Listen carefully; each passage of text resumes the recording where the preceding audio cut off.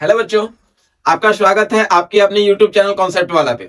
जैसा कि हम लोग के सामने जो प्रीफेस दिख रहा है वो intermediate examination 2024 annual model set paper chemistry का है। यानी जो आपका 2024 में केमिस्ट्री का एग्जाम होने वाला है बिहार बोर्ड का, उसका पेपर का ये मॉडल सेट है। मतलब सेम टू सेम इसी टाइप का क्वेश्चन पैटर्न आपके बोर्ड में आने जा रहा है। और ये अगर आप सेट पूरा लगा लेते हैं तो आपको लगभग ये तरीका पता चल जाएगा और नंबर ऑफ क्वेश्चन आपको ये पता चल जाएगा कि कैसे किस ढंग से करना है। और जितने लोग एमसीक्यू से डरते हैं कि ये जो एमसीक्यू गलत हो जाता है, तो सबसे पहले एमसीक्यू को टाइम देना होता है, उसको समझिए वो क्या बोलना चाह रहा है। कुछ ऐसे क्वेश्चन होते हैं जो आपके ऑब्जेक्टिव से मैच करने के बाद उसका आंसर आता है। यानी डिपेंड अगर हम लोग देखा जाए तो एमसीक्यू का जो ऑप्शन होता है उससे क्वेश्चन भी सॉल्व होते हैं। तो हम लोग सबसे पहले इस बेहतर केमिस्ट्री के मॉडल सेट पेपर को खत्म करेंगे और आप लोग सबसे पहले इस चैप्टर के साथ में, ठीक है, ये जो मॉडल सेट का पेपर चल रहा है उसके साथ में अपने सारे क्वेश्चंस को सॉल्व करेंगे और देखेंगे कि आपका तैयारी अभी किस लेवल तक का हुआ है।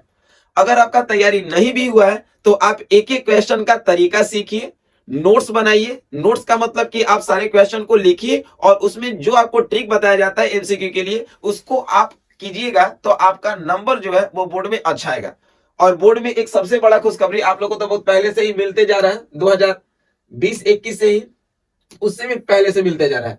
देखिए वो खुशखबरी क्या है कि टोटल आपको यहाँ पे एमसीक्यू जो है, टोटल एमसीक्यू आपको 70 दिया जा रहा है, ठीक है।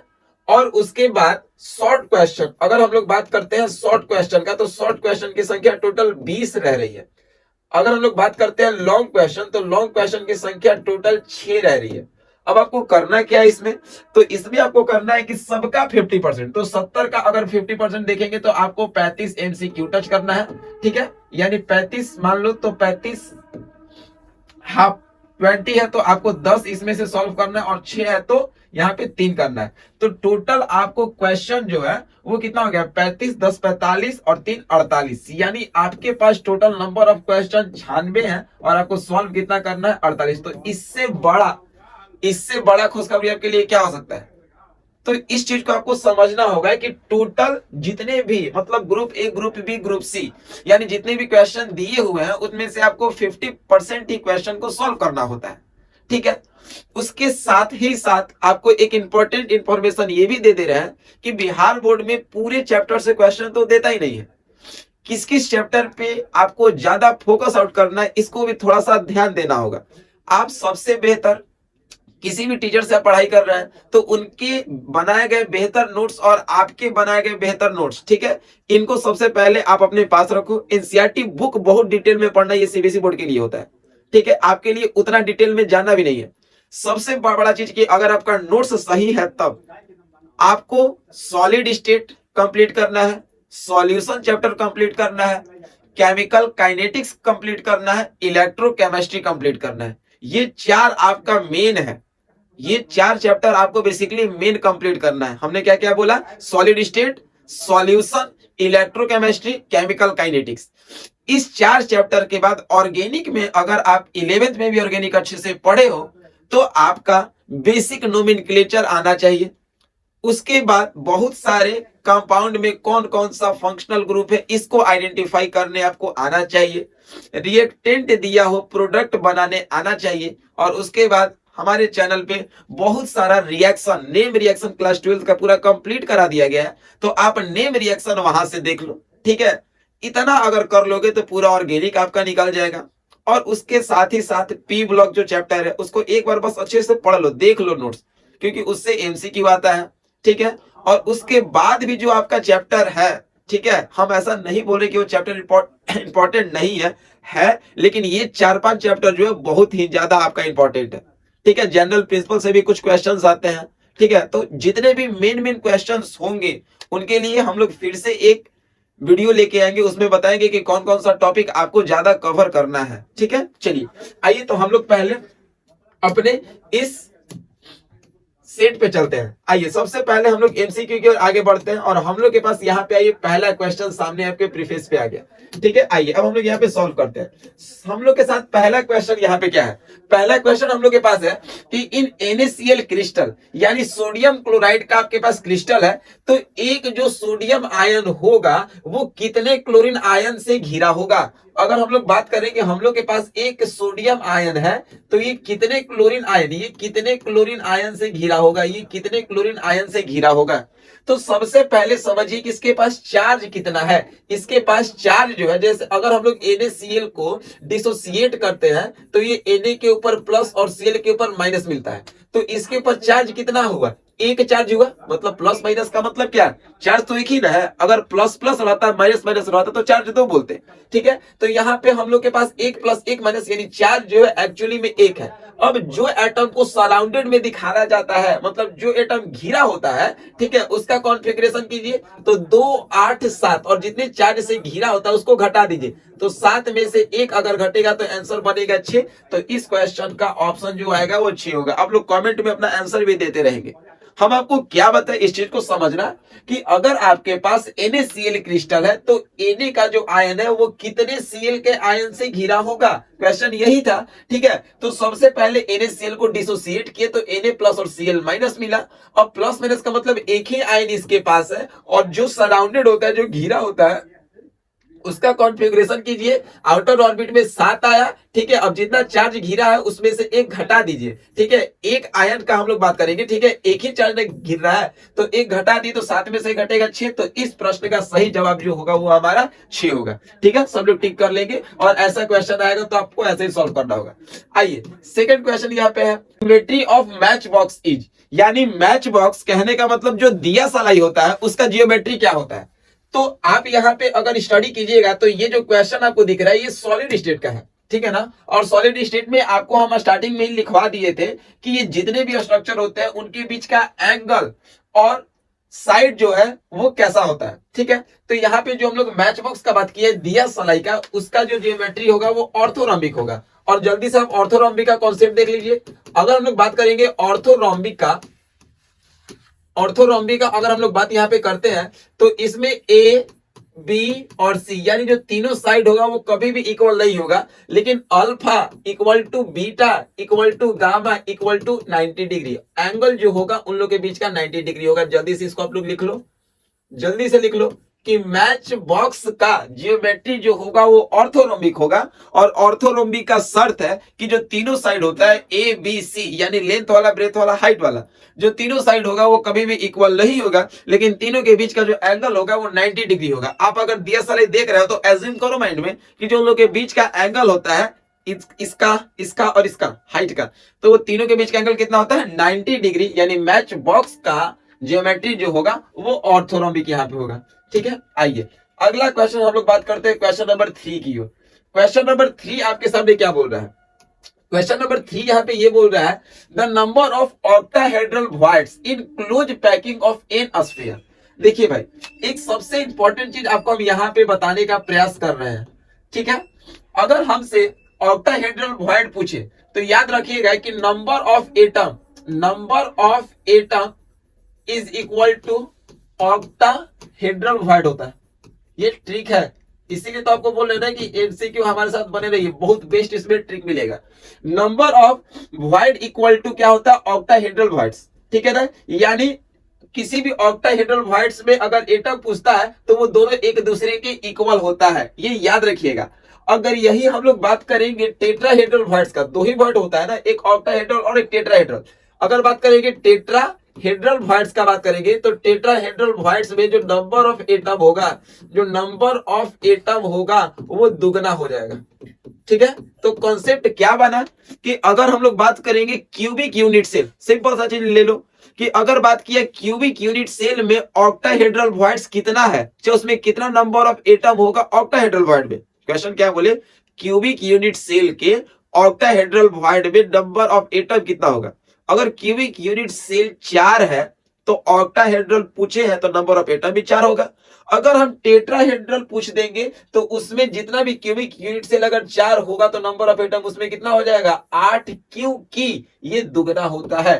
ठीक है, तो आप याद रखना कि ऑक्टाहेड्रल वॉइड अगर पूछ दिया तो इसमें जो भी आपको दिया रहेगा आंसर आपका वही हो जाएगा। अगर ये ऑक्टाहेड्रल वॉइड के बदले अगर टेट्राहेड्रल पूछता तो ये आपका एटम जो होता है वो दुगना होता, तो आंसर एन का यहाँ पे एन ही हो जाएगा। तो यहाँ पे शर्त बना कि ऑक्टाहेड्रल वॉइड में नंबर ऑफ एटम सेम होता है, जबकि टेट्राहेड्रल वॉइड में नंबर ऑफ एटम जो होता है वो दुगना हो जाता है। ठीक है, अगर यहाँ पे क्यूबिक यूनिट सेल 4 था आपका, तो यहाँ पे ऑक्टाहेड्रल वॉइड में नंबर ऑफ एटम 4 रहता। अगर क्यूबिक यूनिट सेल अगर पूछता टेट्राहेड्रल वॉइड में नंबर ऑफ एटम के लिए, तो ये 4 का दुगना 8 हो जाता। ठीक है, तो यहाँ पे ऑक्टाहेड्रल वॉइड है तो यहाँ पे एन है तो एन रहेगा, अगर टेट्राहेड्रल वॉइड रहता तो यही आंसर 12 हो जाता। क्लियर है? चलिए आगे बढ़ते हम लोग क्वेश्चन नंबर 4 की ओर। क्वेश्चन नंबर 4 यहाँ पे क्या बोल रहा है, which of the following types of defect causes A decreases in density. देखिए क्वेश्चन यहाँ पे क्या बोल रहा है कि इन चारों में से कौन सा ऐसा डिफेक्ट है जिसके कारण डेंसिटी जो है वो घटता है। इन चारों डिफेक्ट में से, ये भी सॉलिड स्टेट का है, इन चारों डिफेक्ट में से कौन सा ऐसा डिफेक्ट है जिसके कारण डेंसिटी जो है वो घटता है। तो आपको पता होगा कि ये शॉर्टकी डिफेक्ट एक ऐसा डिफेक्ट है जिसमें number of cation and anion गायब हो जाता है। तो बताओ बाबू कि जब number of cation and anion गायब हो जाता है, गायब का मतलब जब कम हो जाता है, तो उसका डेंसिटी भी तो कम होगा। ठीक है, जब number of cation and anion गायब होने लगता है, कम होने लगता है, तो उसका डेंसिटी भी डिक्रीज होगा। तो ये जो है आंसर होगा इसका शॉर्टकी डिफेक्ट, क्योंकि शॉर्टकी डिफेक्ट में ही नंबर ऑफ केटायन और एनायन कम होने लगता है, और जब नंबर ऑफ केटायन और एनायन कम होगा तो उसका डेंसिटी भी डिक्रीज होगा। ठीक है, चलिए आइए, तो हम लोग का चौथा का जो आंसर मिला वो बी मिला, वो शॉर्टकी डिफेक्ट होगा। क्वेश्चन नंबर 5 की ओर आगे बढ़ते हैं हम लोग। क्वेश्चन नंबर 5 क्या बोलता है, which of the following forms an ideal solution. बहुत बढ़िया क्वेश्चन है और बहुत लोग इसको दिक्कत मानने लगेंगे, हालांकि इस क्वेश्चन में कोई दिक्कत नहीं है। ठीक है, अब क्या बोले कि कुछ ऐसे भी क्वेश्चन होते हैं ना कि जो आपके ऑप्शन से बनते हैं। ठीक है भाई, देखो कैसे हम लोग इसको बनाएंगे। इनमें से चारों में से कौन से ऐसे टर्म है जो आइडियल सॉल्यूशन को फॉलो करेंगे, यानी आइडियल सॉल्यूशन के रूप में होंगे। देखो आइडियल सॉल्यूशन का मतलब क्या होता है कि जिसका स्ट्रक्चर सिमिलर हो। अगर किसी का स्ट्रक्चर आपको सिमिलर दिखाई दे रहा है, अगर किसी का स्ट्रक्चर आपको सिमिलर दिखाई दे रहा है तो आपका आइडियल सॉल्यूशन होगा। देखो ये आपका अल्कोहल है और ये वाटर है, तो इसका स्ट्रक्चर वैसे भी सिमिलर नहीं बनेगा। ठीक है, ये आपका नाइट्रिक एसिड, ये वाटर, ये भी दो अलग अलग ग्रुप है और स्ट्रक्चर सिमिलर नहीं बनेगा। ये आपका दो अलग अलग फंक्शनल ग्रुप हो गया। देखिए इसमें आपका CO कीटोन हो गया, इसमें Cl हैलोजन हो गया, ये आपका हैलोजन फंक्शनल ग्रुप है, जबकि ये आपका कीटोन फंक्शनल ग्रुप है, इसका भी स्ट्रक्चर सिमिलर नहीं बनेगा। लेकिन अगर हम लोग ऑप्शन डी का बात कर रहे हैं भाई, तो देखो ये C6H6 बेंजीन और ये भी बेंजीन वाला ही बात है। जैसे सबसे पहले जब हम लोग इसको बनाते हैं तो ये आपका C6H6 बेंजीन हो गया, और जब हम लोग ऐसे करते हैं, ठीक है, और इसमें एक ये निकाल देते हैं, मतलब एक हाइड्रोजन कम हो गया, तो ये C6H5 हो गया, तो यहाँ पे लगा देते हैं CH3। तो स्ट्रक्चर ये लगभग सिमिलर आपको लग रहा है कि नहीं, और स्ट्रक्चर जैसे ही आपको सिमिलर है तो वो आइडियल सॉल्यूशन को फॉलो करेगा। ठीक है ना, तो C6H6 को बेंजीन बोलते हैं, और H5 किया तो एक हाइड्रोजन हटा दिए, एक बॉन्ड हटा दिए, CH3 था अटैच कर दिए, तो लगभग ये दोनों स्ट्रक्चर एक जैसा मेल खा रहा है ना, तो यही आपका बन गया आइडियल सॉल्यूशन। यानी आपके पास अगर किसी भी क्वेश्चन में आइडियल सॉल्यूशन को आइडेंटिफाई करना होगा, आइडियल सॉल्यूशन के रूप में कौन होगा, तो सबसे पहले आप देखना कि स्ट्रक्चर सिमिलर किसका है, वही इसका आंसर होगा। यानी इस क्वेश्चन का ऑप्शन जो होगा वो डी आपका बिल्कुल ही सही होगा। आइए अगला क्वेश्चन नंबर 6 क्या बोलता है। ठीक है, क्वेश्चन नंबर 6 बोल रहा है the normality of 0.1 MH3PO4 solution is. देखिए ये भी क्वेश्चन बहुत इजी है, इसको भी हम लोग ट्रिक से बनाते हैं। ठीक है, नॉर्मेलिटी निकालना है, n is equal to what.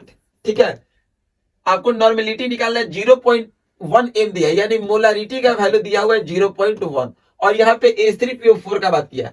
अब H3PO4 को हम लोग फास्फोरिक एसिड बोलते हैं, ठीक है। और जब H3PO4 को आप तोड़ोगे तो H के ऊपर प्लस प्लस PO4 के ऊपर 3 माइनस होता है। हाइड्रोजन के पास 1 प्लस और फॉस्फेट के ऊपर 3 माइनस, लेकिन हाइड्रोजन 3 है तो यहाँ पे 3 लगा दो, ठीक है। तो यहाँ पे चार्ज कितना मिला, टोटल 3 ही मिला।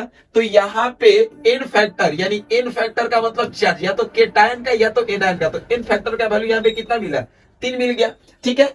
तो यहाँ पे एन फैक्टर का वैल्यू आपको 3 मिल गया। और नॉर्मेलिटी का फॉर्मूला होता है मोलारिटी इंटू एन फैक्टर। याद रखो भाई सभी लोग, जल्दी से याद रखो, नॉर्मेलिटी का फॉर्मूला होता है molarity into n factor. Molarity को कैपिटल एम से करते हैं जबकि मोलारिटी को स्मॉल एम से करते हैं। तो यहाँ पे मोलारिटी का वैल्यू कितना है, 0.1 है, और यहाँ पे एन फैक्टर का वैल्यू कितना है, 3। तो आंसर आ जाएगा 0.3 नॉर्मेलिटी। बताओ कितने मजे से क्वेश्चन सॉल्व हो रहा है, ठीक है। तरीका पता रहेगा, कोई भी क्वेश्चन आपको बहुत अच्छे से सॉल्व होगा, ठीक है। यहाँ पे हमने आपको क्या बताया कि नॉर्मेलिटी आपको निकालना है, तो नॉर्मेलिटी का फॉर्मूला होता है मोलारिटी के टर्म में molarity into n factor. Molarity का वैल्यू आपके पास दिया हुआ है, एन फैक्टर का वैल्यू यहाँ पे कितना होगा, चार्ज, यानी केटायन या एनायन का चार्ज 3 है, मल्टीप्लाई कर देंगे 0.3 आपका नॉर्मेलिटी होगा। और सबसे इंपॉर्टेंट चीज की आप यहाँ पे इस फॉर्मूला को मेंशन बैक दोगे, ठीक है ना। चलिए आप लोग अपना आंसर कमेंट बॉक्स में देते रहेंगे ताकि पता चले कि आपका भी तो सही होना चाहिए, ठीक है। आइए क्वेश्चन नंबर 7। क्वेश्चन नंबर 7 क्या बोल रहे हैं यहाँ पे, the colligative property of dilute solution depend upon, यानी कोलिगेटिव प्रॉपर्टी जो होता है डाइल्यूट सॉल्यूशन का, वो डिपेंड किस पे करता है। एक सिंपल सा चीज बताइए, दो चीज बता रहे हैं, एक आपको डाइल्यूट सॉल्यूशन और दूसरा बता रहे हैं कॉन्सेंट्रेटेड सॉल्यूशन। डाइल्यूट सॉल्यूशन का मतलब होता है पतला घोल, जैसे नींबू पानी ले लो, नींबू पानी चीनी, इसको मिलाओगे तो पतला ही घोल बनेगा। अगर लौंगलता का सीरा लोगे तो वो गाढ़ा होता है, यानी उसका जो घोल बनेगा वो काफी ज्यादा गाढ़ा बनेगा, दैट मींस कॉन्सेंट्रेटेड बनेगा। तो ये जो डाइल्यूट सॉल्यूशन का बात किया है, डाइल्यूट सॉल्यूशन का मतलब होता है पतला घोल। डाइल्यूट सॉल्यूशन का मतलब क्या होता है, पतला घोल होता है। तो जब ये पतला घोल है, तो पतला घोल में सबसे पहले कोई भी चीज अगर हम लोग को बनाना है, अगर यहाँ पे पानी बहुत ज्यादा है, ठीक है, पानी यहाँ पे ज्यादा है, तो हमको यहाँ पे डिपेंड करेगा अमाउंट ऑफ सॉल्यूट ना, कि अमाउंट ऑफ सॉल्यूट जितना ज्यादा कम रहेगा सॉल्यूशन उतना ही हमारा डाइल्यूटेड होगा, ठीक है। सॉल्यूट का नेचर कैसा है, अगर मान लो कि कोई साबुन अगर घुल रहा है, तो चाहे आप लक्स को डालो या डिटोल को डालो या फिर आप पियर्स को डालो या डॉव को डालो, घुल तो जाएगा ही, यानी थोड़ा बहुत आगे पीछे घुलेगा लेकिन घुल जाएगा सब। कहने का मतलब कि नेचर से मतलब नहीं है, सॉल्यूट कैसा भी रहे उससे तो हमको मतलब नहीं है, उसके नेचर से तो मतलब नहीं है। तो पहला चीज कि सॉल्यूट के नेचर से तो मतलब ही नहीं है, सॉल्वेंट के भी नेचर से मतलब नहीं है। अब जो घुलाने वाला है उसको तुम यहाँ का पानी लेके आओ, मीठा पानी लेके आओ, खारा पानी लेके आओ, कहीं गांव से पानी लेके आओ, पहाड़ से पानी लेके आओ, वो भी तो घुला ही लेगा ना, भले थोड़ा सा जल्दी और कम रेट ऑफ रिएक्शन में चेंजिंग हो सकता है। लेकिन कहने का मतलब कि ना तो सॉलिड पे डिपेंड करेगा नेचर पे, ना तो सॉल्वेंट के नेचर पे डिपेंड करेगा।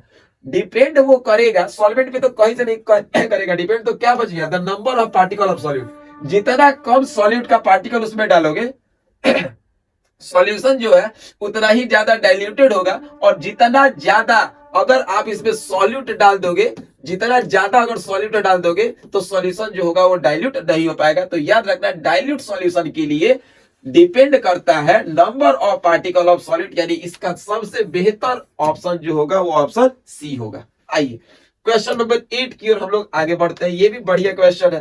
क्वेश्चन नंबर 8 क्या बोल दिया, at 25 degree Celsius the osmotic pressure of which of the flowing would be maximum. देखो बाबू, इस क्वेश्चन के लिए भी ट्रिक है, ठीक है, इस क्वेश्चन के लिए बहुत तगड़ा ट्रिक है, ठीक है।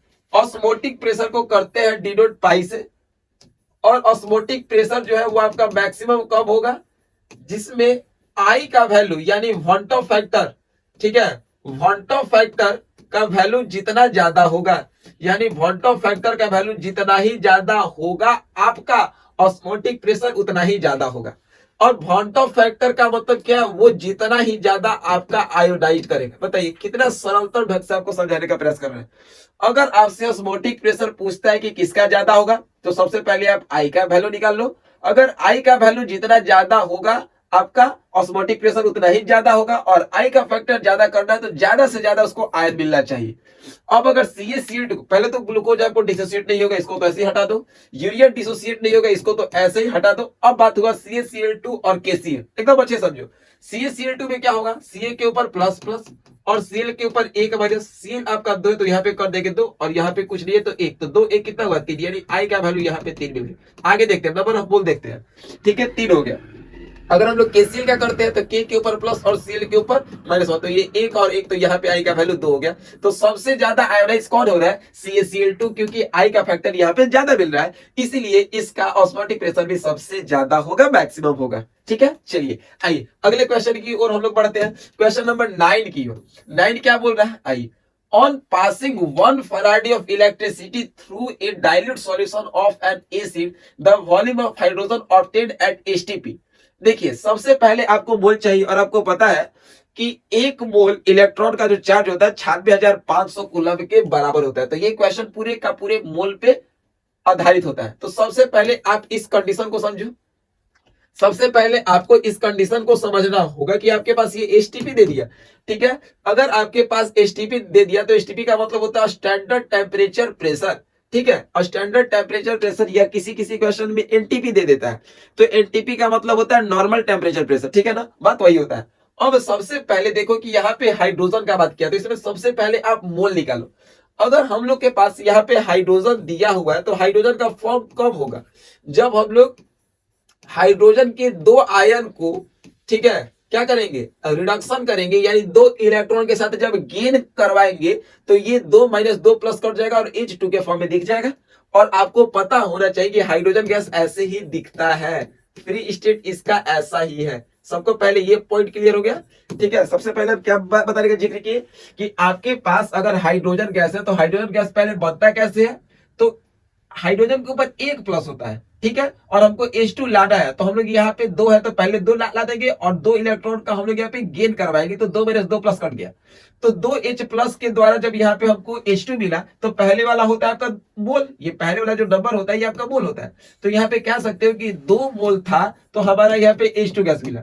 अगर हम लोग के पास 1 मोल रहेगा, ठीक है, तो 1/2 मोल ऑफ H2 मिलेगा, 1/2 मोल ऑफ H2 मिलेगा। और हम लोग के पास टोटल कितना है, तो आपको बताए थे कि चार्ज ऑफ, आपको अभी बताया बाबू कि charge of 1 mole of electron, charge of 1 mole of electron जो होता है वो 96,000 कितना होता है, 500 होता है। कितना होता है, 96,500 होता है। ठीक है, ये आपको क्लियर है। चलिए, तो यहाँ पे हम लोग यहाँ पे बात करते हैं कि 96,500 होता है charge of 1 mole of electron. लेकिन यहाँ पे ये वॉल्यूम के लिए बात किया है, यहाँ पे क्वेश्चन थोड़ा सा चेंज किया, इसको भी देखो। अगर वॉल्यूम के लिए बात किया है तो याद रखना एक और कंडीशन कि एसटीपी पे जो हमारा वॉल्यूम होता है वो होता है 22.4 लीटर। क्या होता है, 22.4 लीटर होता है। ठीक है ना, ये आप लोगों को क्लियर है। तो बाबू थोड़ा ध्यान से देखो कि आपका क्वेश्चन जो है वो लीटर में नहीं होके एमएल में दिया है। तो सबसे पहले इसको मिलीलीटर में चेंज करो, तो 22.4 गुने अगर हम लोग 1000 यहाँ पे कर लेते हैं तो ये पॉइंट हटेगा, तो नीचे 10 से ये कट गया, यानी 22,400। तो जब ये 22,400 बना और ये बोला है आधा हुआ, तो आधा से भागा कर दो, तो ये हो गया 11,200 एमएल। आपका आंसर कहीं देखो तो आया है 11,200। चलिए, ऑप्शन नंबर यहाँ पे डी जो है वो हमारा बिल्कुल सही है। ऐसे क्वेश्चन सॉल्व होगा आपका। ठीक है, कैसे सॉल्व किए थोड़ा सा आप लोग इसको देखिए। पहले तो एक कॉन्सेप्ट याद रख लो, डायरेक्ट क्वेश्चन ये भी पूछ देता है कि 1 मोल इलेक्ट्रॉन का चार्ज कितना होगा, तो आप बोला 96,500। देखिए 1 फैराडे इलेक्ट्रिसिटी मतलब मोल का बात किया है। ठीक है, एसिड का बात किया था यहाँ पे कि आपका वॉल्यूम ऑफ हाइड्रोजन ऑब्टेन्ड इतना है, यानी सबसे पहले आपको हाइड्रोजन गैस को फॉर्म करना है। और हाइड्रोजन गैस फॉर्म कब होगा, जब हाइड्रोजन को आयोडाइज कर लेंगे H प्लस और 2 इलेक्ट्रॉन गेन करेंगे तो H2 बनेगा। यहाँ पे 2 का मतलब 2 मोल हो गया, तो 2 मोल के द्वारा हाइड्रोजन गैस बन रहा है। तो 1 मोल जब निकालेंगे, क्योंकि 1 फैराडे का मतलब 1 मोल, तो 1 मोल जब निकालेंगे तो ये आधा मोल ऑफ H2 होगा। तो जो भी हमारा एसटीपी पे वॉल्यूम होगा उसको निकाल के आधा कर देंगे। तो एसटीपी पे वॉल्यूम 22.4 लीटर होता है, तो 22.4 लीटर को हम लोग मिलीलीटर में बदलेंगे तो 1000 से गुना करेंगे, तो 1 0 से 1 0 कट गया, तो ये हो गया 22,400। और आधा के लिए बात किए तो आधा के लिए हम लोग आधा से डिवाइड कर देंगे, तो ये हो गया 11,200 मिली लीटर। यानी क्वेश्चन नंबर 9 का जो ऑप्शन आपका जो था वो डी आएगा। आइए अगले क्वेश्चन की ओर आगे हम लोग बढ़ते हैं। Question number 10, on increasing dilution, dilution आपका इंक्रीज हो रहा है। डाइल्यूशन इंक्रीज का मतलब सॉल्यूट जो है वो बहुत कम और सॉल्वेंट जो है बहुत ज्यादा हो रहा है। तो उस केस में मोलर कंडक्टेंस जो होगा वो क्या होगा? मोलर कंडक्टेंस का मतलब क्या कि वो जितना ही ज्यादा, एक देखिए इसका भी एक बहुत बेहतर ट्रिक आपको हम दे रहे हैं, ठीक है। अगर कोई भी चीज डाइल्यूशन हो रहा है, मतलब डाइल्यूशन का मतलब क्या, सॉलिड का सॉल्वेंट बहुत ज्यादा हो रहा है, तो वो उतना ही ज्यादा आयोनाइज होगा, वो आयोनाइज उतना ही आपका ज्यादा होगा, मैक्सिमम होगा। और जितना ज्यादा वो आयोनाइज होगा, मोलर कंडक्टेंस का वैल्यू भी उतना ही ज्यादा क्या होगा? इंक्रीज होगा। यानी इसका आंसर ये होगा, याद रखना। अगर जो भी चीज जितना ज्यादा डाइल्यूशन होता है, जितना ज्यादा पतला बनते रहता है, वो उतना ही ज्यादा आयोनाइज होता है, क्योंकि वो दूर भागते रहता है। तो जितना ज्यादा वो आयोनाइज होगा, क्योंकि वो टूट रहा है तभी तो दूर भाग रहा है ना। अगर कोई चीज टूटता नहीं है तो सटता है, जुड़ता है, तो ये टूट रहा है। तो अगर वो डाइल्यूशन है तो सब टूट रहा है, धीरे धीरे दूर भाग रहा है, तो वो आयोनाइज उतना ही ज्यादा होगा। और जो चीज जितना ज्यादा आयोनाइज होता है, उसका मोलर कंडक्टेंस उतना ही ज्यादा इंक्रीज होता है। तो इसका आंसर इंक्रीज होगा। ऐसा क्वेश्चन के लिए बाबू आपको नोट देके एक पॉइंट लिखवा रहे हैं कि अगर डाइल्यूशन आपका इंक्रीज कर रहा है तो बस आपका याद रख लो, यहां पे लिख लो आप लोग, स्पेसिफिक कंडक्टेंस, स्पेसिफिक कंडक्टेंस ही सिर्फ आपका डिक्रीज करता है। इसको छोड़ दिया जाए तो आपका मोलर कंडक्टेंस, आपका मोलर कंडक्टेंस और मोलर कंडक्टिविटी, मोलर कंडक्टिविटी और आपका एक और टर्म है, उसको क्या बोलते हैं, हाँ यहां लिख देते हैं, इक्विवेलेंट कंडक्टेंस, इक्विवेलेंट कंडक्टेंस। ये याद रखना बाबू, इस तीनों में से क्वेश्चन पूछ ही देता, ठीक है। सिर्फ आपका स्पेसिफिक कंडक्टेंस घटेगा, बाकी मोलर कंडक्टेंस, मोलर कंडक्टिविटी और इक्विवेलेंट कंडक्टेंस तीनों का वैल्यू बढ़ता है। जल्दी से इसको याद करो, ठीक है। अगर आपका डाइल्यूशन बढ़ रहा है तो आयोनाइज वो बहुत ज्यादा होगा, और आयोनाइज ज्यादा हो रहा है तो मोलर कंडक्टेंस का वैल्यू, ठीक है, मोलर कंडक्टिविटी का वैल्यू और इक्विवेलेंट कंडक्टेंस का वैल्यू, ये तीनों बढ़ता है। सिर्फ और सिर्फ आपका स्पेसिफिक कंडक्टेंस का वैल्यू क्या होता है? घटता है। क्लियर हो गया? चलिए आइए अगले क्वेश्चन की ओर हम लोग बढ़ते हैं।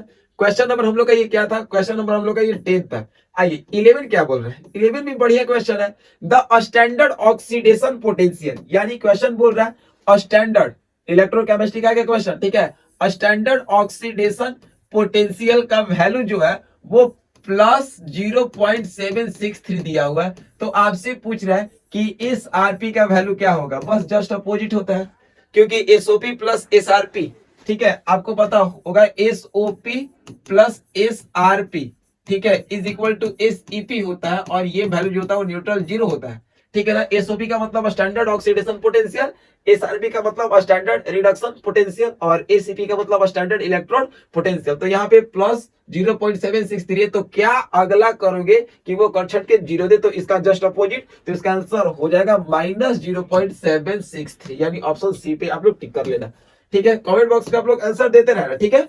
चलिए क्वेश्चन नंबर 12, ठीक है। 12 क्या बोल रहा है? तो ये जो क्वेश्चन आपका है ना, वो आपका है कोलराउस लॉ से, ठीक है ना। कोलराउस लॉ क्या आप लोगों को बताए थे कि एट इनफाइनाइट डाइल्यूशन, ये जो है वो इन्फिनिटी है, ये डाइल्यूशन है। At infinite dilution of any electrolytic solution is equal to the sum of cationic and the sum of their anionic part, ठीक है। आपके पास जो भी चीज रहता है बस उसको डिसोसिएट कर दो, ठीक है, और उसको बैलेंस कर दो। तो यहां पे अगर इसको हम लोग तोड़ेंगे तो लेमडा एन ए प्लस, ठीक है, और प्लस लेमडा सीएल माइनस, ठीक है, लेमडा सीएल माइनस, ये आपका हो जाएगा, ठीक है। इसको हम फिर से देख लेते हैं एक बार। हम यहाँ पे क्या किया है? हम यहाँ पे ये बोले हैं कि अगर कोलराउस लॉ का क्वेश्चन आता है तो बस उसको पूरा डिसोसिएट कर दो कैटायनिक पार्ट में और एनायनिक पार्ट में। तो NaCl जब है तो हम लोग यहाँ पे क्या करेंगे? Lambda Na plus plus lambda Cl minus. तो ये कहीं आप लोग को दिख रहा है, तो ये ऑप्शन सी हो जाएगा। अच्छा, अगर यही क्वेश्चन में आपको भाई मेरे अगर ऐसा दे देता, ठीक है, K2SO4 का करने के लिए तो बहुत लोग गलती कर देते हैं, कुछ नहीं कर रहे हैं। के ऊपर प्लस पता है आपको, SO4 के ऊपर माइनस माइनस पता है, ठीक है, लेकिन K2 है तो यहाँ पे लेमडा दोगे, यहाँ पे लेमडा दोगे, पहले 2 लगा दोगे, ये बहुत इंपॉर्टेंट है। अगर नंबर नहीं रहेगा तो आपका वो क्वेश्चन गलत हो जाएगा। तो ये बैलेंस के फॉर्म में होता है, आप इसको बैलेंस जरूर से जरूर करोगे। आइए क्वेश्चन नंबर हम लोग पढ़ते हैं 13 की ओर। 13 क्या बोल रहा है, which of the following is a secondary cell. ठीक है, सेकेंडरी सेल किसको बोलते हैं? देखो दो प्रकार का सेल होता है, एक होता है प्राइमरी सेल, एक होता है सेकेंडरी सेल। प्राइमरी सेल का मतलब कि उसको हम लोग रिचार्ज नहीं कर सकते, मतलब रीयूज नहीं कर सकते, एक बार यूज हुआ फिर फेंक देंगे, जो जैसे लिखो पिको पेन, ठीक है, हम लोग एक बार लिखे काम हो गया फिर फेंक दिए। तो प्राइमरी सेल का मतलब कि वो उसको हम लोग रिचार्ज नहीं कर सकते, रीयूज नहीं कर सकते। जबकि सेकेंडरी सेल जो होता है वो आपका रिचार्जेबल होता है, वो रीयूज होता है। तो ये सबसे एग्जाम्पल होता है लीड स्टोरेज बैटरी, क्योंकि लीड स्टोरेज बैटरी जो है उसी में वो क्षमता होता है कि वो स्टोर करके रखता है और उसके द्वारा हम लोग उसको रिचार्ज भी कर सकते हैं। ठीक है, रिचार्ज का मतलब कि दोबारा वो चार्ज हो जाएगा और फिर हम लोग उसको यूज कर सकते हैं, यूज भी कर सकते हैं। तो इसका आंसर आप लोग लगा दो जल्दी से, लीड स्टोरेज बैटरी। आइए क्वेश्चन नंबर 14 की ओर, अगला क्वेश्चन हम लोग देखते हैं। The rate constant of A reaction depend upon, ठीक है, रेट कांस्टेंट यानी किसी भी रिएक्शन का जो रेट कांस्टेंट है वो किस पे डिपेंड करता है? तो रेट कांस्टेंट डिपेंड करता है सबसे ज्यादा, अगर बात किया जाए तगड़ा, तो वो टेम्परेचर पे। जैसे जैसे टेम्परेचर बढ़ाओगे रिएक्शन का रेट वैसे वैसे बढ़ेगा, अगर आप टेम्परेचर को घटाओगे तो रिएक्शन का रेट वैसे वैसे घटता है। तो रेट ऑफ रिएक्शन जो होता है किसी भी केमिकल रिएक्शन का, ठीक है, वो डिपेंड करता है टेम्परेचर पे। यहाँ पे रेट कांस्टेंट का बात किया तो रेट कांस्टेंट भी जो है वो डिपेंड करेगा पूरा का पूरा किस पे, टेम्परेचर पे, क्योंकि वो रिएक्शन से ही तो है ना। तो इसका आंसर आप टेम्परेचर डाल दोगे, ठीक है।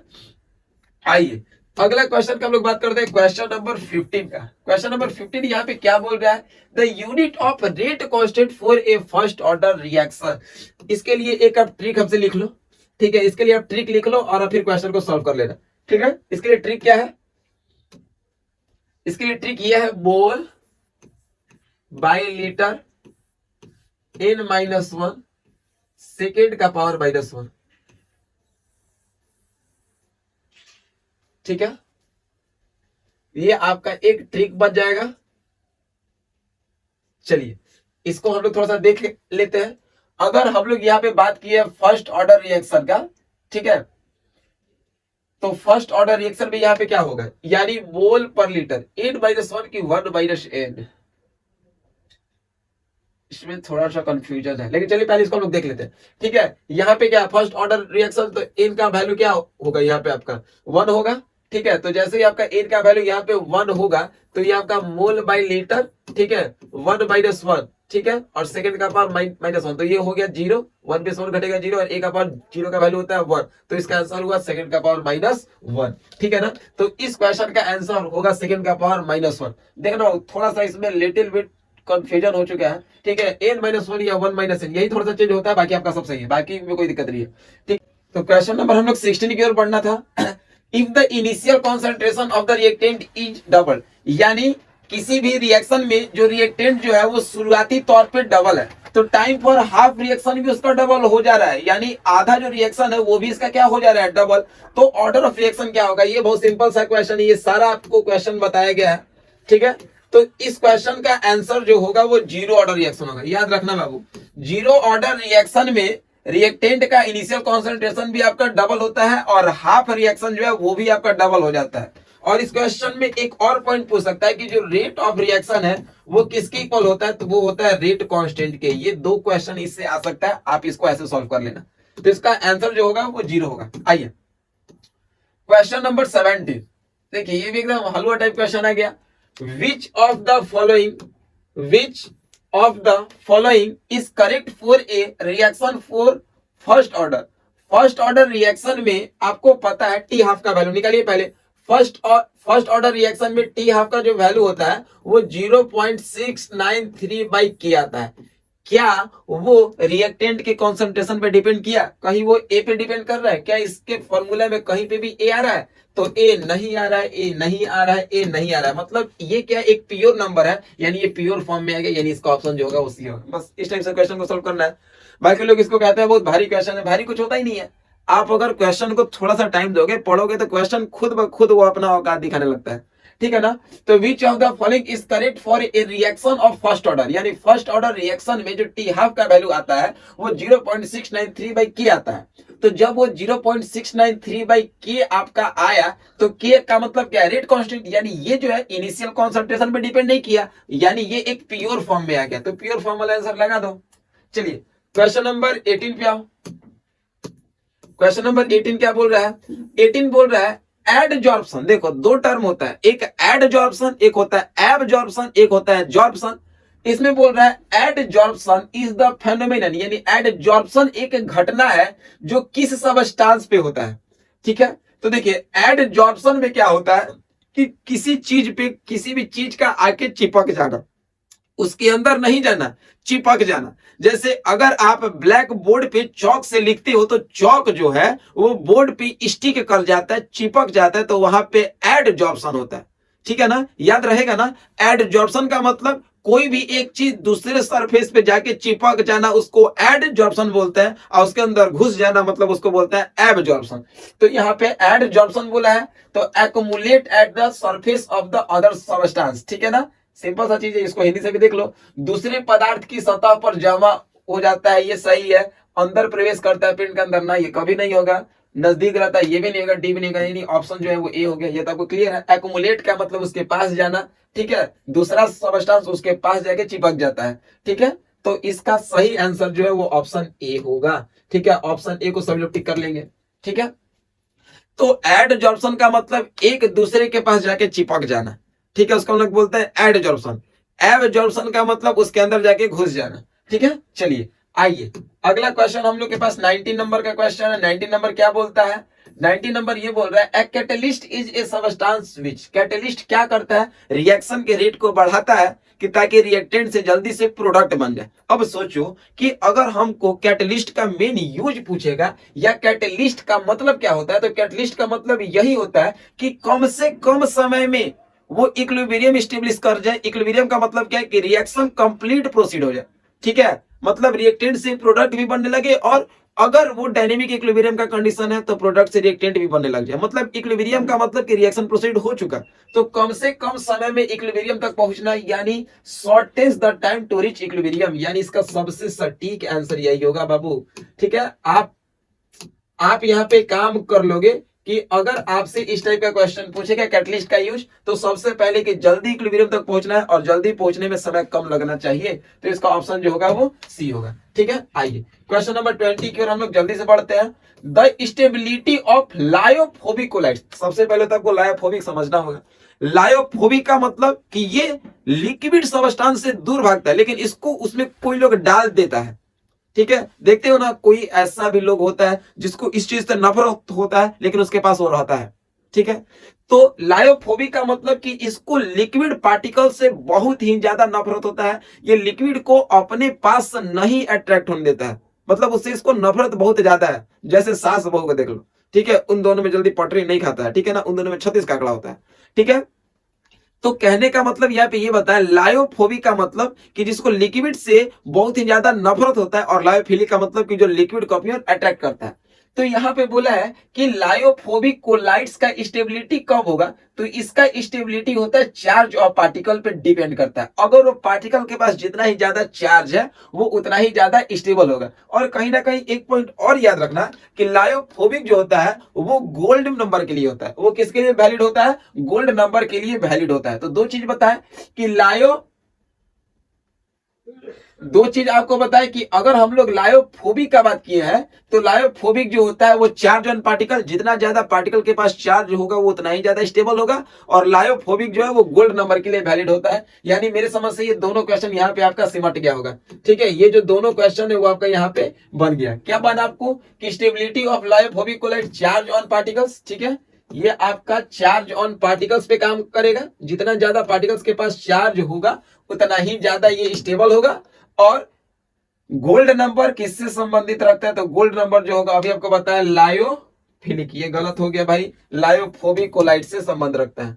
ठीक है ना, तो गोल्ड संख्या जो होता है, गोल्ड नंबर जो होता है वो लायोफोबिक कोलाइड से संबंधित रखता है। और लायोफोबिक कोलाइड स्टेबल कब होगा, चार्ज ऑफ पार्टिकल्स के दौरान। जितना ज्यादा पार्टिकल के पास चार्ज होगा उतना ही ज्यादा वो स्टेबल होगा। आइए क्वेश्चन नंबर 22 की ओर आइए।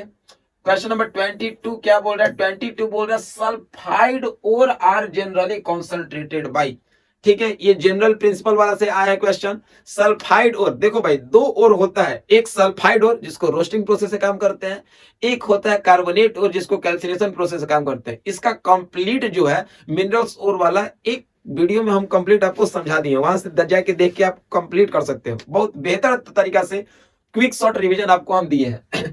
तो यहाँ पे आप मतलब जितना भी क्वेश्चन है वो सारा का सारा आपका बताया क्वेश्चन है जो क्लास नोट से वो कंप्लीट कर रहे हैं अपना स्टडी को।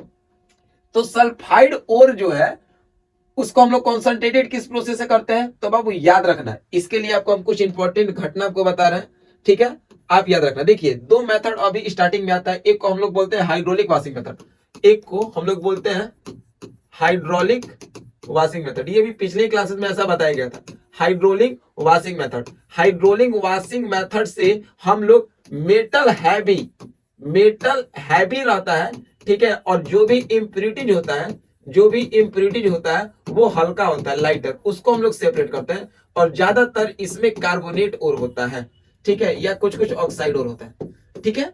तो हाइड्रोलिक वॉशिंग मेथड में हम लोग बेसिकली हैवी मेटल आपका क्या हो गया, जैसे टीन हो गया, ठीक है, जैसे आपका आयरन हो गया, जैसे आपका लीड हो गया, ठीक है, मतलब हैवी मेटल बेसिकली टीन और आयरन के लिए ही वैलिड होता है, और ये कार्बोनेट या ऑक्साइड के साथ होता है, तो इसमें हाइड्रोलिक वॉशिंग का बात करते हैं।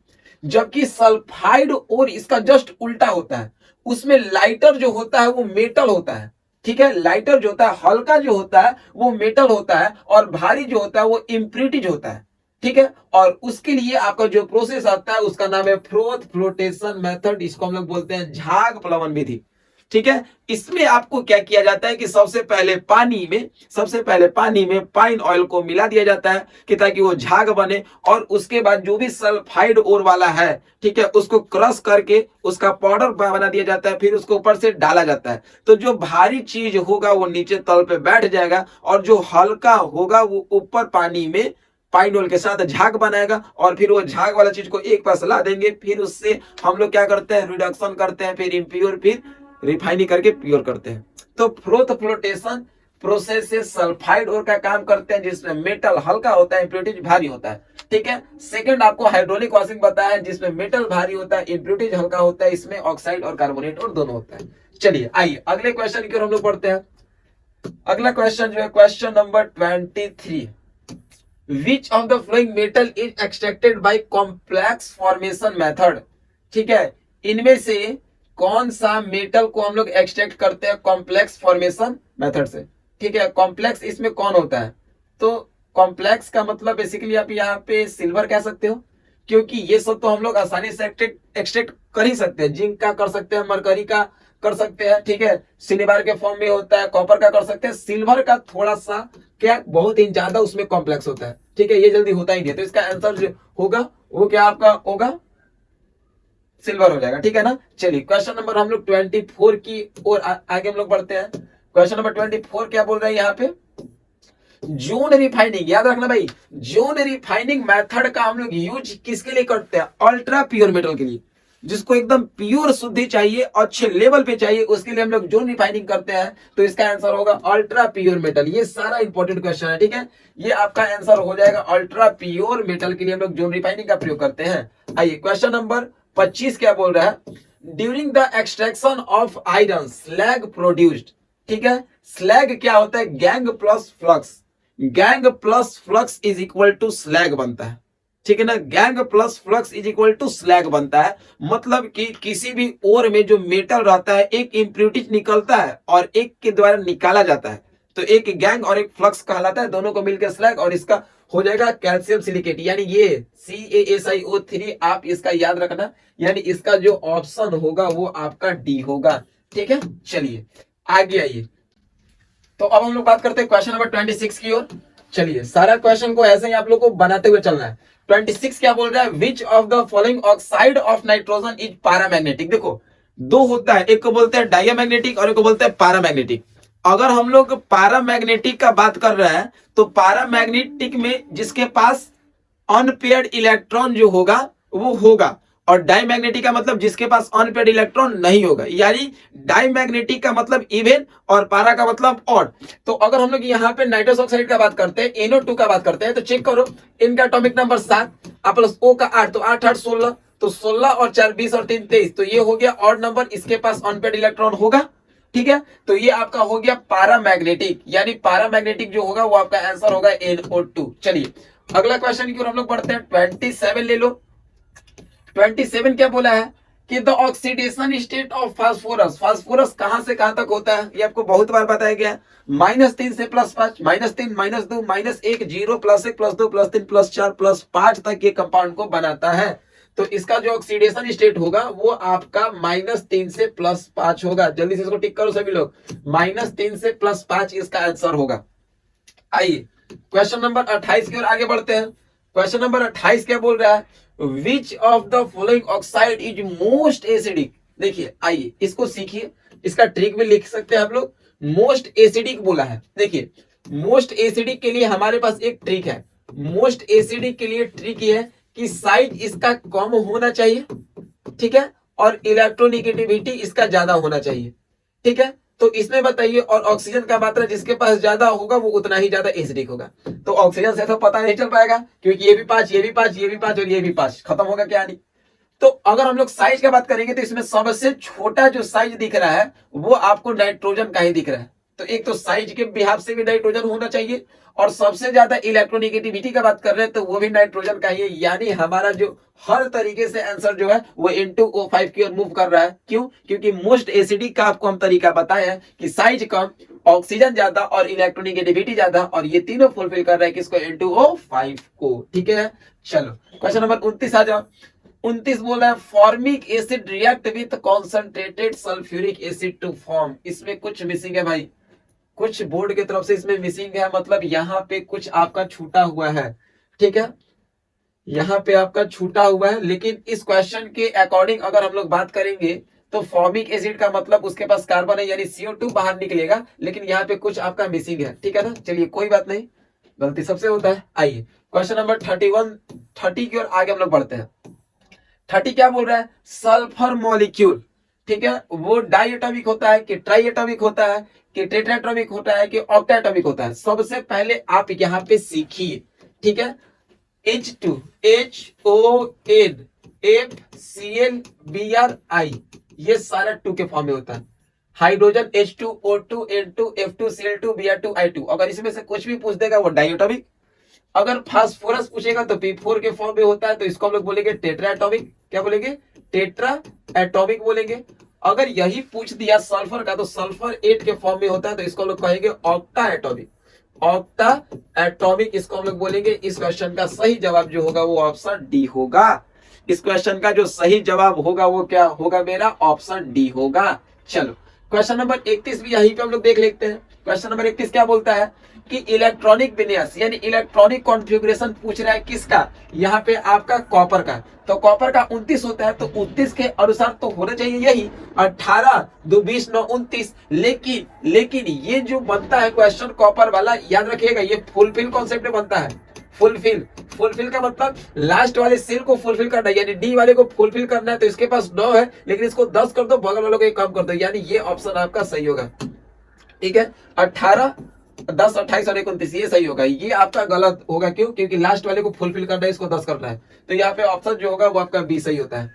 ठीक है, आइए क्वेश्चन नंबर 32। क्वेश्चन नंबर 32 क्या बोल रहा है कि general electronic configuration of lanthanide. देखिए एक्चुअली में आप अगर देखोगे तो लैंथेनाइट जो है वो आपका ग्रुप डी में होता है, यानी ये डी ब्लॉक का एलिमेंट होता है। लेकिन लैंथेनाइट के बाद वाला जो होता है, ठीक है, वो पूरा का पूरा नीचे होता है, और एक्टिनाइट के बाद वाला जो एलिमेंट होता है वही पूरा का पूरा नीचे होता है, एफ ब्लॉक। तो ये पूरा का पूरा एफ ब्लॉक का कॉन्फ़िगरेशन है। और एफ ब्लॉक में टोटल एस ब्लॉक में 2 इलेक्ट्रॉन, पी में 6, डी में 10, एफ में 14। तो एफ में 14 का मतलब कौन कौन है, ये तो पूरा का पूरा कहानी गोल है, तो इसको हटा दो। ए सी बी में आपको तिगड़े मिल रहा है, तो ए बी और सी में तो एफ 0 से 14, ठीक है, 0 से 14 ही होगा, ये भी हटा दो। अब देखो जो नहीं पढ़ रहा है वो एक तरीका लगा सकता है कि एफ है तो 14 का बाद आएगा तो ये नहीं होगा, और ये 0 0 मैच कर रहा है तो इसको भी पहले हटा दे। अब इन दोनों का बात कर रहा है तो n-2 ये तो सही है, ठीक है। n-1d, अच्छा d जो होता है या तो वो 0 या तो 1 होगा। याद रखिएगा कि अगर हम लोग लैंथेनाइड का कॉन्फ़िगरेशन कर रहे हैं तो n-2 f 0 से 14 तक, और n-1 d जो होगा वो 0 से 1 ही होगा, यानी इसका एकदम सही जो आंसर होगा वो आपका बी होगा, ठीक है। इसको आप लोग लिख लोगे सारे क्वेश्चन को। क्वेश्चन नंबर 33 पे आ जाओ। 33 आपका क्या है, which of the following is not an actinide. ये तो बाबू एक दो भाग भर से क्वेश्चन आ जाता है, ठीक है। अब आपको ए ब्लॉक का तो सारा याद नहीं है, लेकिन आप याद रख रहे हैं यहाँ पे आपका टर्बियम, ठीक है। टर्बियम जो होता है वो आपका एक्टिनाइड नहीं होता है, तो इसका आंसर जो होगा वो 33 का वो टर्बियम होगा। 31 का जो आंसर होगा वो आपका क्या होगा, टर्बियम होगा, ठीक है। अच्छा, question number 34, switch off the following is diamagnetic, ठीक है। यहाँ पे जो क्वेश्चन नंबर 34 आपको बोला है वो बोला है which of the following is diamagnetic. Diamagnetic का मतलब पता है ना कि जिसके पास अनपेयर्ड इलेक्ट्रॉन नहीं होता है डाईमैग्नेटिक, जिसके पास अनपेयर्ड इलेक्ट्रॉन होता है पैरामैग्नेटिक, जिसके पास इवन इलेक्ट्रॉन होता है डाईमैग्नेटिक, जिसके पास ऑड इलेक्ट्रॉन होता है पैरामैग्नेटिक। तो अगर हम लोग इसमें बात करते हैं तो सबका चेक कर लो। स्कैंडियम मेरे समझ से होना चाहिए, क्योंकि स्कैंडियम का एटॉमिक नंबर जो होता है Z का वैल्यू 21 होता है। 3 प्लस किया तो 3 मतलब घटाएगा, तो इसमें से 3 घटेगा 18 का मतलब इवन नंबर, मतलब डाईमैग्नेटिक। ठीक है, चलो अगला क्वेश्चन की ओर बढ़ो, जल्दी से जल्दी बढ़ते रहो। 35 क्या बोला है, 35 नंबर बोला है the number of unpaired electron in Fe2+, ठीक है। देखिए यहाँ पे the number of unpaired electron in Fe2+, यानी Fe का एटॉमिक नंबर 26 होता है, ठीक है। और जब इसके पास Fe का एटॉमिक नंबर अगर 26 हो गया और Fe2+ है तो इसके पास अनपेयर्ड इलेक्ट्रॉन कितना होगा। ये भी क्वेश्चन कोई ज्यादा भारी नहीं है, वो डाई और पारा से आप कॉन्फ़िगरेशन लेके कर सकते हो इसको, ठीक है। चलिए क्वेश्चन नंबर 36 पे आइए। 36 क्या बोल रहा है, ये भी ऑक्सीडेशन नंबर का क्वेश्चन है, ठीक है। और ये कोऑर्डिनेशन का पॉइंट भी आपका चैप्टर बहुत ही ज्यादा जरूरी है, उसको भी देख लेना। तो the oxidation number of Fe in K3FeCN का होल पावर 6। देखिए ये कैसे बनेगा, आइए इसको भी सॉल्व कर लेते हैं। हालांकि ये भी क्वेश्चन बहुत ही हल्का है।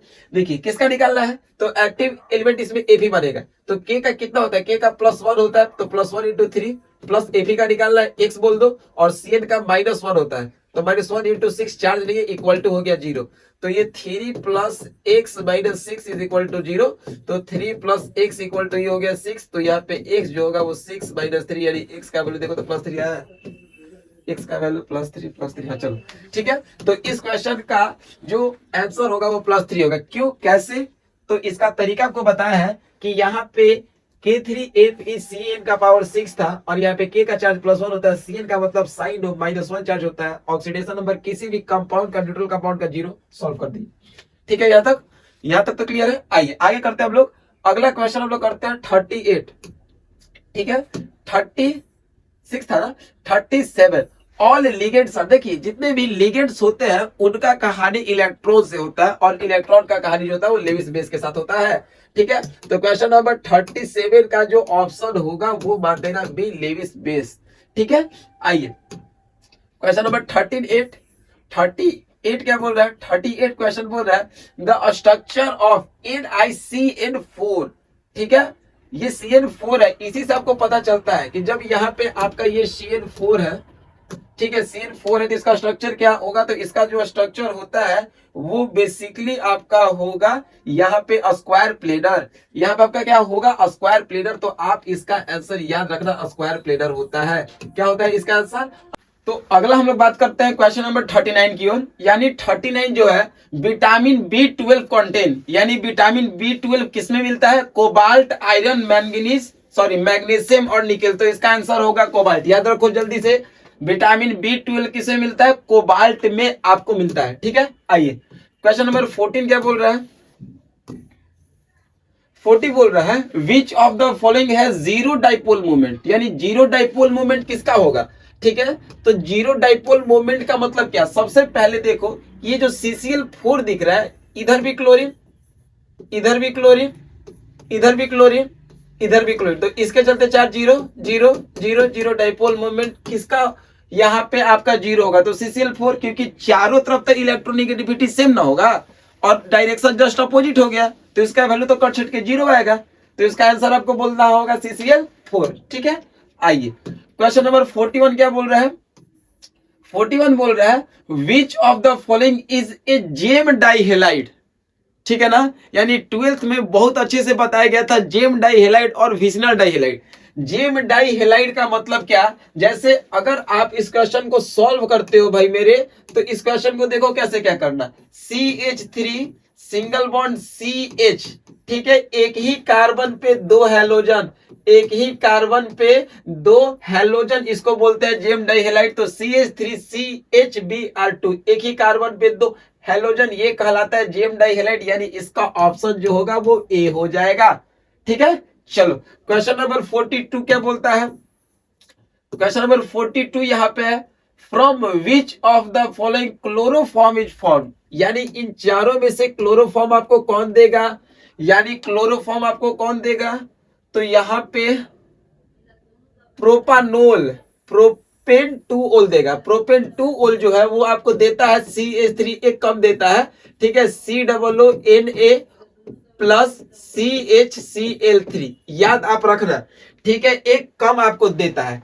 एक कम का मतलब कि यहाँ पे ये बीथ वाला तो कभी नहीं बनेगा, एक आपको कम चाहिए, एक कम का मतलब ये प्रोपेन था तो 2 के लिए एक, एक 2 के लिए बन गए 1 2 3।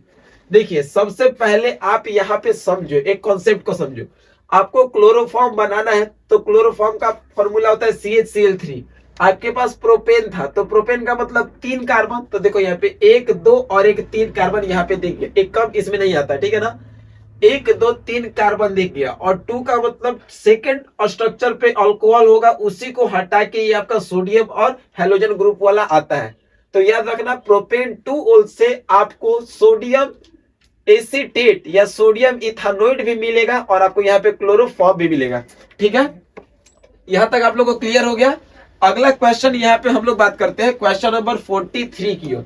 ठीक है, क्वेश्चन नंबर 43 की ओर जैसे हम लोग बढ़ते हैं तो ये बोल रहा है alkyl halide are used for the preparation of which of the flowing, यानी अल्काइल हेलाइड जैसे ही बात करते हैं तो आपके दिमाग में एक चीज आता है, अल्काइल हेलाइड का मतलब RX, और RX से आप क्या क्या बना सकते हो, तो RX से आप अल्केन भी, अल्कोहल भी, अल्कीन भी, यानी कहने का मतलब ऑल ऑफ दिस। ठीक है, यानी अल्काइल हेलाइड से हम लोग अल्केन, अल्कीन, अल्काइन कुछ भी बना सकते हैं। ठीक है, अगला बोल रहा है कि सेकेंडरी अल्कोहल इनमें से कौन होगा। ठीक है ना, सेकेंडरी अल्कोहल इनमें से किसको निरूपित करता है, सेकेंडरी अल्कोहल का मतलब अल्कोहल जिस कार्बन से अटैच है वो कार्बन 2 अलग अलग ग्रुप से अटैच होगा। ठीक है, अल्कोहल जिस कार्बन से अटैच है वो कार्बन का 4 बॉन्ड होगा, 1 2 3 4, लेकिन ये 2 अलग अलग ग्रुप होगा। तो यहाँ पे देखो CH CH OH OH 2 अलग अलग ग्रुप से अटैच होगा, यानी इसका ऑप्शन बी होगा। 44 का ऑप्शन जो होगा वो आपका बी होगा। ठीक है, 45 की ओर आ जाओ। 45 आपका बोल रहा है ग्रेन अल्कोहल, ग्रेन अल्कोहल का कॉमन नेम क्या है, यानी अनाज वाला जो अल्कोहल होता है उसका कॉमन नेम क्या होता है, तो उसका नोमेनक्लेचर याद रखना इथानॉल होता है, तो इथानॉल का कॉमन नेम आपको पता है, नोमेनक्लेचर जो होता है उसका वो इथानॉल होता है। और इथानॉल तो आपको पता है कि इथानॉल किसको बोलते हैं, इथाइल अल्कोहल को बोलते हैं, और इथाइल अल्कोहल का फॉर्मूला होता है C2H5OH। क्वेश्चन का ऑप्शन जो होगा वो बी होगा। ठीक है, उसके बाद 46 पे आते हैं, धीरे धीरे हम लोग इसको तेज करते हैं। 46 बोल रहा है which of the following forms alkane on the reaction with Grignard reagent, यानी आपको पता है कि आपके पास अल्कोहल है। ठीक है, अल्कोहल में अगर ग्रिगनार्ड रिएजेंट ऐड करते हो, अल्कोहल में अगर ग्रिगनार्ड रिएजेंट ऐड करते हो RMgX, R का मतलब जो आपको अल्केन चाहिए, तो ये आपको डायरेक्ट फॉर्म करेगा किसको, तो ये आपको डायरेक्ट अल्केन बना देगा, ये आपको डायरेक्ट क्या बना देगा, अल्केन बना देगा। क्लियर है, तो अल्कोहल में ग्रिगनार्ड रिएजेंट ऐड करोगे तो अल्केन बनाता है, तो इसका ऑप्शन अल्कोहल वाला यानी ऑप्शन ए हो जाएगा। इस क्वेश्चन का जो आंसर है वो आपका ऑप्शन ए हो जाएगा। चलिए क्वेश्चन नंबर 47 क्या बोलता है, the reaction RCOCl plus H2 catalyst में PDBSO4, तो ये बन गया आपका अल्डिहाइड और हाइड्रोक्लोरिक एसिड यानी HCl। तो सबसे पहले ये आपका एसिड हेलाइड का क्वेश्चन है, और एसिड हेलाइड से आपका अल्डिहाइड जो बनता है उसको बोलते हैं रोसेनमुंड। उसको क्या बोलते हैं? रोसेनमुंड रिडक्शन रिएक्शन। यहाँ पे देखिए रोसेनमुंड रिडक्शन रिएक्शन इसको क्यों बोल रहे हैं, क्योंकि अभी आपको शर्त पता है कि एसिड हेलाइड से अल्डिहाइड कैटलिस्ट PDBSO4, और यहाँ पे आपका रिडक्शन भी हो रहा है यानी H2 को जोड़ रहे हैं, तो ये आपका रोसेनमुंड रिडक्शन रिएक्शन होता है या रोसेनमुंड रिएक्शन होता है। आइए क्वेश्चन नंबर 48 क्या बोल रहा है? क्वेश्चन नंबर 48 क्या बोल रहा है? एन अल्डिहाइड ऑन ऑक्सीडेशन, आपके पास अल्डिहाइड है मतलब CHO है, आपके पास अगर अल्डिहाइड है, अल्डिहाइड का मतलब CHO, अगर आपके पास अल्डिहाइड है CHO तो आप इसका ऑक्सीडेशन करोगे तो O जुटेगा, तो COOH COOH, तो ये क्या बन जाएगा? एसिड बन जाएगा। ये तो बहुत सिंपल सा क्वेश्चन दे दिया। Which of the following does not give Cannizzaro reaction? याद रखना है ये डायरेक्ट क्वेश्चन पूछता है, सारा ये आपको ऑर्गेनिक नेम रिएक्शन में बता दिया गया है, ठीक है। Which of the following does not give Cannizzaro reaction? इसमें से कौन सा रिएक्शन होगा जो Cannizzaro रिएक्शन को नहीं देगा, ठीक है? तो वो देता है आपको एसिटल्डिहाइड। एसिटल्डिहाइड जो है वो कभी भी Cannizzaro रिएक्शन को नहीं देता है, ये डायरेक्ट क्वेश्चन पूछता है, ठीक है। चलिए हम लोग लगभग 50 का आंकड़ा अभी तक पार कर लिए, ठीक है। 50वां क्वेश्चन क्या बोल रहा है? Urotropin is formed by the reaction of ammonia with which of the following? Ammonia में क्या मिलता है कि यूरोट्रोफिन बनता है? याद रखना है इसको भी, ये डायरेक्ट ही है, ठीक है। फॉर्मल्डिहाइड इसका आंसर होगा, ठीक है। आपको अगर अमोनिया में NH3 में अगर फॉर्मल्डिहाइड मिल जाएगा HCHO और इसका मोल में चेंजिंग होता है तो आपको ये दे देगा क्या? ये आपको दे देगा यूरोट्रोफिन, ठीक है। आइए क्वेश्चन नंबर 51। 51 क्या बोलता है? सबसे इजी क्वेश्चन, सबसे इजी आपको मिल गया कि विच of the flowing formula represent N Easter. Easter को रिप्रेजेंट कौन करेगा? तो ये COOH जो है वो रिप्रेजेंट करेगा आपको एसिड को, ठीक है भाई। ये COOH जो है वो किसको रिप्रेजेंट करेगा? आपको एसिड को। CO जो है किसको रिप्रेजेंट करेगा? कीटोन को। COO जो है किसको रिप्रेजेंट करेगा? ईस्टर को। ROR जो है किसको रिप्रेजेंट करेगा? ईथर को। तो आपके लिए ईस्टर बोला, ऑप्शन बी को टिक कर दो, ठीक है। चलिए अब आइए 52 की ओर। क्वेश्चन नंबर 52 क्या बोल रहा है? Formic acid and formaldehyde. देखो फॉर्मिक एसिड और फॉर्मल्डिहाइड का जैसे जिक्र किया है, तो फॉर्मिक एसिड का मतलब HCHO, फॉर्मल्डिहाइड का मतलब HCHO, फॉर्मिक एसिड का मतलब HCOOH। तो ये एसिड जो है वो तो एक प्रकार का अल्डिहाइड ही का ना फॉर्म है, ठीक है। देख लो HCHO, अगर एक O को हटा दिया जाए तो ये भी अल्डिहाइड का ही फॉर्म है। तो इसको सेपरेट करने के लिए आपको अल्डिहाइड के लिए आपका एक टेस्ट होता है सोडियम बाइकार्बोनेट, इसी को हम लोग बोलते हैं बेकिंग सोडा। इसी को हम लोग क्या बोलते हैं भाई? Baking soda. तो बेकिंग सोडा से इसको हम लोग डिस्टिंग्विश करते हैं, अलग करते हैं। अगला है which of the following is the strongest acid. अब देखो भाई, और स्ट्रॉन्गेस्ट एसिड पहचानने का यहाँ पे तरीका, जिसका इलेक्ट्रोनिगेटिविटी ज्यादा होगा। अब तो एसिड इसमें भी है, एसिड इसमें भी है, एसिड इसमें भी है, एसिड इसमें भी है, तो जिसके पास जितना ज्यादा इलेक्ट्रोनिगेटिविटी होगा, तो इसमें सबसे ज्यादा तो सेल का दिख रहा है, यानी इसका इलेक्ट्रोनिगेटिविटी कम है, इसका कम, इसका कम, इसका सबसे ज्यादा, ऑप्शन डी लगा लो। बस सिंपल सा तरीका। देखो हम बार बार यही बोलना चाह रहे हैं कि अगर आपको बेहतर काम करना है, थोड़ा सा लोगों से हट के काम करना है, तो सबसे पहले क्वेश्चन को देखो, उस पे सेल्फ एनालिसिस करो, और जैसे जैसे आपको तरीका बताया जा रहा है उस तरीके से काम करो, और लास्ट तक आपको हम आपके बोर्ड तक साथ रहेंगे और हर चीज का आपको अब सॉल्यूशन देते हुए चलेंगे। बस आप जुड़े रहना, और तरीका जो बताया जाएगा उसको आप ध्यान से देख के आगे करते रहना, बहुत बेहतर आपका काम होते जाएगा। चलिए क्वेश्चन नंबर अब हमारा 54 यहाँ पे आएगा। ठीक है। क्वेश्चन क्या बोल रहा है यहाँ पे, विच of the following is an strong reducing agent. याद रखिएगा स्ट्रॉन्ग रिड्यूसिंग एजेंट बोल रहा है और वो होता है मिथानोइक एसिड। याद है, जो ऑक्सीडेशन ऑक्सीडाइज रिड्यूसिंग एजेंट, जो ऑक्सीडेशन होता है उसको ऑक्सीडाइज बोलते हैं, उसको रिड्यूसिंग एजेंट बोलते हैं। जो रिडक्शन होता है उसको रिड्यूस्ड बोलते हैं, उसको ऑक्सीडाइजिंग एजेंट के नाम से जानते हैं। तो इसका आंसर होगा मिथानोइक एसिड। ठीक है, आइए अगला क्वेश्चन जो हमारा है वो बोल रहा है, by which of the following carboxylic acid can be directly reduced in alcohol. Carboxylic acid से डायरेक्ट अल्कोहल बनना, उसमें कैटलिस्ट काम जो करता है उसको बोलते हैं लिथियम अल्युमिनियम टेट्राहाइड्राइड LiAlH4। ठीक है, ये डायरेक्ट क्वेश्चन, इसको बस एक बार देख लो, दिमाग में बैठा लो। डायरेक्ट एसिड से अल्कोहल प्राप्त कौन करवाएगा आपको, लिथियम अल्युमिनियम हाइड्राइड। ठीक है, अगला question, which of the following is secondary amine. Secondary amine का मतलब NH2। एमाइन ग्रुप जो होगा वो दो तरफ अल्काइल से जुड़ा होगा, दो तरफ अल्काइल से, दो तरफ अल्काइल के। ऑप्शन डी टिक करो, जल्दी से करो। ठीक है, ऑप्शन डी यहाँ पे टिक करो। ऑप्शन डी का मतलब क्या है कि एमाइन ग्रुप जो है वो दो तरफ अल्काइल से जुटा हुआ है, इसको हम लोग सेकेंडरी एमाइन बोलेंगे।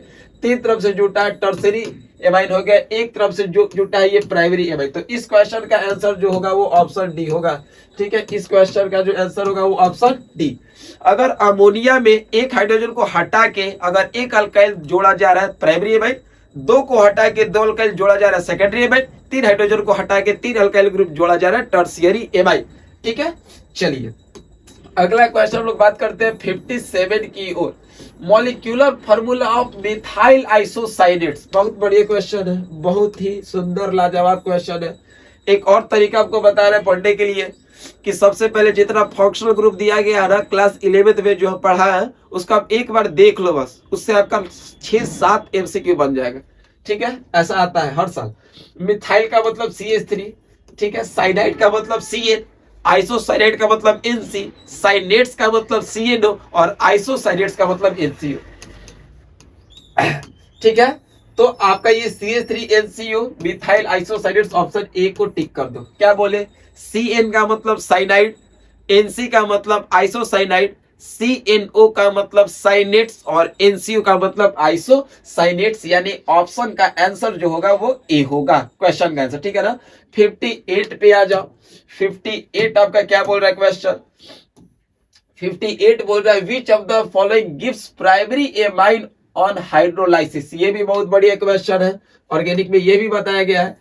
ठीक है, जब आपके पास अल्काइल यानी R आइसोसाइनेट RNC जब रहेगा तो इससे आप अगर हाइड्रोलाइसिस करते हो यानी H+ और OH- करते हो, इसी को हम लोग बोलते हैं, क्या बोलते हैं, हाइड्रोलाइसिस। तो जब आप इसको हाइड्रोलाइसिस करते हो तो ये सिंपली आपको RNH2 दे देगा। ठीक है, बहुत सिंपल है, यानी अल्काइल आइसोसाइनाइड्स का हाइड्रोलाइसिस करने पे प्राइमरी एमाइन का फॉर्मेशन होता है भाई मेरे।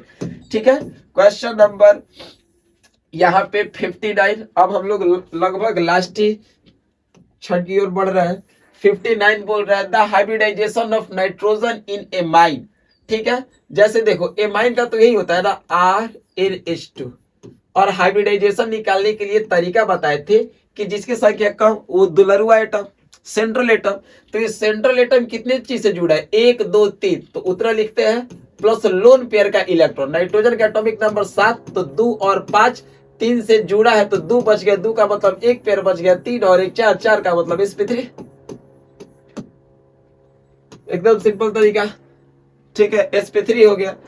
ठीक है, अगला आपसे पूछ रहा है कि सुक्रोज। ठीक है, अगला क्वेश्चन यहाँ पे पूछ रहा है सुक्रोज ऑन हाइड्रोलाइसिस। सुक्रोज का मतलब होता है चीनी और इसका फॉर्मूला होता है, सुक्रोज का आपको फॉर्मूला बताया गया है। वो क्या बताया गया है, C12H22O11। इसका जब हाइड्रोलाइसिस करोगे तो ये आपका क्या बन जाएगा, ये आपका बन जाएगा C6H12O6 प्लस C6H12O6। एक को हम लोग बोलेंगे ग्लूकोज और एक को हम लोग बोलेंगे फ्रुक्टोज। एक को बोलेंगे ग्लूकोज और एक को बोलेंगे फ्रुक्टोज। कहानी खत्म, glucose and fructose, tata bye bye. ठीक है, ये क्वेश्चन भी आपका बनता हुआ दिखाई दिया। चलिए अगला क्वेश्चन, अगला क्वेश्चन 61 क्या बोल रहा है, अस्कॉर्बिक एसिड। अस्कॉर्बिक एसिड क्या है, अस्कॉर्बिक एसिड क्या है? ठीक है, तो अस्कॉर्बिक एसिड जो है वो एक प्रकार का विटामिन है। ठीक है, याद रखना अस्कॉर्बिक एसिड क्या है, एक प्रकार का बेसिकली विटामिन होना चाहिए। ठीक है ना, ये विटामिन ही होगा। ठीक है, अस्कॉर्बिक एसिड क्या है, एक प्रकार का विटामिन है। ठीक है, ये आप लोगों को क्लियर है, अस्कॉर्बिक एसिड एक विटामिन। चलिए अगला क्वेश्चन 62 क्या बोल रहा है, which of the following is responsible for heredity character. अगर मम्मी पापा का लक्षण बेटा बेटी से मिल रहा है, अगर मम्मी पापा का लक्षण बेटा बेटी से मिल रहा है due to the transfer of DNA. ठीक है, इसका मेन कारण क्या है, डीएनए का ट्रांसफर होना। ठीक है, तो ये बेसिक आपका हेरिडिटी कैरेक्टर को डिफाइन करने के लिए क्या आता है, आपका डीएनए आता है। क्या आता है, डीएनए। चलिए अगला क्वेश्चन, साबुन, सौंफ जो होता है, सौंफ आपका क्या होता है, तो सौंफ का जैसे कोई भी फॉर्मूला देखोगे C17H35 COON, इसका नाम हो गया सोडियम स्टीयरेट, इसका नाम हो गया सोडियम स्टीयरेट। तो ये आपका क्या बन रहा है, आपको समझ में एक चीज आ रहा है ना कि लास्ट में 8 आ रहा है, तो ये तो साल्ट बन गया। और कहां से बन रहा है, ये एसिड से ही बन रहा है, तो साल्ट ऑफ फैटी एसिड इसका आंसर हो जाएगा। ठीक है, आइए अगला क्वेश्चन की ओर हम लोग बढ़ रहे हैं, विच of the following is a natural polymer. Natural polymer क्या होगा, ये जो पॉलीथीन देख रहे हो ये केमिकल सबस्टेंस से आर्टिफिशियली बनता है, बैकलाइट भी आर्टिफिशियल बनता है, बुना एस भी आर्टिफिशियल बनता है, जबकि हम लोग प्रोटीन का जो बात करेंगे, ये जो प्रोटीन है वो नेचुरली बनता है। ठीक है, आइए अगला question, an example of copolymer. Copolymer किसको बोलते हैं हम लोग, ठीक है, एन एग्जाम्पल ऑफ कोपॉलीमर, एक पॉलीमर जब दूसरे पॉलीमर से मिलता है तो उसको हम लोग कोपॉलीमर बोलते हैं। ठीक है, एक पॉलीमर जब दूसरे पॉलीमर से मिलता है उसको हम लोग क्या बोलते हैं, कोपॉलीमर। तो यहाँ पे नाइलॉन 6 प्लस नाइलॉन 6 ये नाइलॉन 6 बनता है। इसका ऑप्शन बहुत सिंपल है, आप मार दोगे बी। ठीक है, कोपॉलीमर का मतलब क्या, दो पॉलीमर का एक कॉम्पोजिशन बनना। ठीक है, 66 पे आ जाओ भाई मेरे, अब जल्दी से आ जाओ 66 की ओर। 66 क्या बोल रहा है, ए प्रोडक्ट ऑफ कंडेंसेशन पॉलीमर। आपको पता है ना, एक पॉलीमर उसके बाद कंडेंस होकर अगला बनना, बात वही है। नाइलॉन 66, ठीक है, नाइलॉन 66 कंबाइंड का फॉर्म है। ठीक है, कंडेंस का मतलब एक के बाद एक के बाद एक ऐसे जुड़ते रहना। 67, विच of the following is used N antipyretic. आइए थोड़ा सा सीखिए, एंटीपायरेटिक का मतलब क्या, यानी जब आपका टेम्परेचर, बॉडी का टेम्परेचर नॉर्मल टेम्परेचर से बहुत ज्यादा होता है, डेट मींस आप कहते हैं कि हम बुखार से जूझ रहे हैं, तो उस केस में आप कौन सा दवा खाते हो, तो उस केस में आप लेते हो पैरासीटामोल। एंटीपायरेटिक का मतलब होता है आपके बॉडी का टेम्परेचर बहुत बढ़ जाना, तो उस केस में आप पैरासीटामोल लेते हो। ठीक है, 68 नंबर आ जाइए। 68 बोला, an antibiotic used for the treatment of typhoid. Typhoid का ट्रीटमेंट करने के लिए हम लोग लेते हैं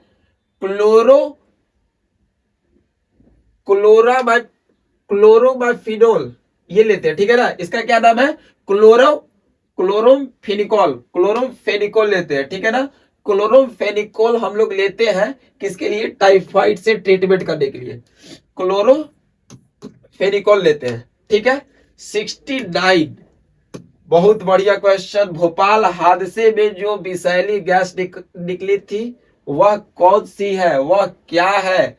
ठीक है, the poisonous gas evolve in Bhopal tragedy, निकला था मिथाइल आइसोसाइनेट्स। ठीक है, क्या निकला था, मिथाइल आइसोसाइनेट्स, यही आपका भोपाल ट्रेजेडी। ठीक है, बहुत खतरनाक, बहुत लोग उस समय मरे भी थे। मिथाइल आइसोसाइनेट्स, इसका नाम क्या आपका हो गया, इसका नाम आपको बताया मिथाइल आइसोसाइनेट्स। ठीक है, और सबसे खास बात बाबू आपको पता है, इस पे आपका वेब सीरीज भी बना है। ठीक है, जिसको हम लोग द रेलवे मैन के भी नाम से जानते हैं। ठीक है, आप लोग उसको देखिएगा, लेकिन पहले एग्जाम आप लोग दे लीजिए। ठीक है, अगला लास्ट क्वेश्चन आपका बच गया यहाँ पे क्या, गेमा गेमा